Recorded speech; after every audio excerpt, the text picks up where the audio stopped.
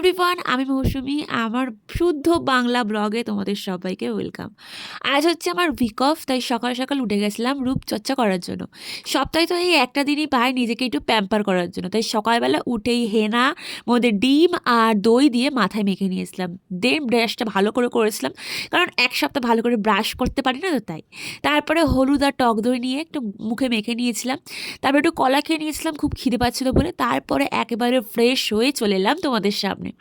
আস্তে আস্তে এখন স্কিন কেয়ারটা শুরু করছি, কারণ নিজেকে প্যাম্পার করাটা ইজ ম্যান্ডেটরি বলে মনে হচ্ছে। এখন আমি স্কিন এক্সপার্ট গাইস, তাই জন্য আমার স্কিনটাকেও প্যাম্পার করা আমার উচিত বলে আমার মনে হয়। আমি এখন স্কিন কেয়ার এক্সপার্ট।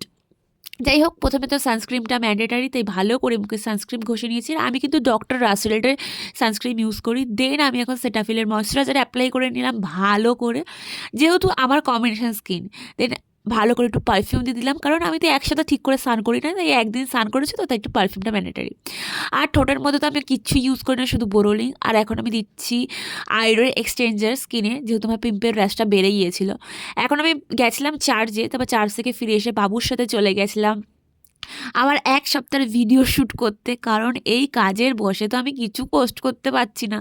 তারপর ভিডিও করার পর একটু চা খেয়ে নিয়েছিলাম, কারণ চা ছাড়া কিচ্ছু খেতে ইচ্ছে করছিল না। দেন আমি বাড়িতে আসি, তারপর বাবু ফোন করে ডাকে, ওর দিকে কুকুরকে খাবার খাওয়াচ্ছে।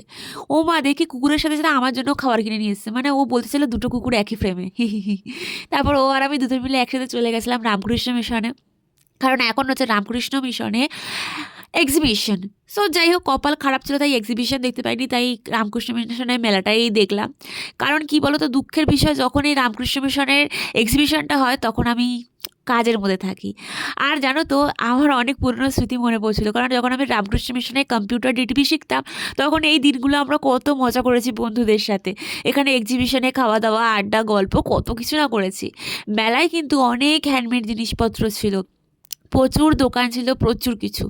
আমার তো দারুণ লেগেছে এই চাবের রিংগুলো, যেগুলোর দাম আমার একটু বেশি লেগেছে। শুধুমাত্র একটা চিরুনি আর একটা চাবের রিং কিনেছিলাম, আর কিচ্ছু কিনিনি। আর অনেক কিছু খাওয়ার কথা বলেছে, কিন্তু আমার কিছু খেতে ভালোই লাগছিল না। রাস্তায় আস্তে আস্তে দেখলাম খিচুড়ি দিচ্ছে, তাই দুজনে মিলে ভিখারির মতো খিচুড়িই খেয়ে নিলাম। আর খিচুড়িটা খেতে কিন্তু ভীষণ টেস্টি ছিল। আর আমি ওকে বললাম, দেখেছো তো আমি কত সংসারী হয়ে গেছি, কিছু খাই না, কিছু কিনি না। তারপর বাড়িতে এসে একটুখানি চাউমিন খেয়ে নিয়েছিলাম। তো এইভাবে আমি আমার উইক অফটা কাটিয়ে ফেললাম। এখন দুঃখ লাগছে, কালকে থেকে আবার আমাকে কাজে যেতে হবে। চলো, এই দুঃখ নিয়ে আমি আজকে ঘুমিয়ে পড়ি। তো আজকের মতো টাটা।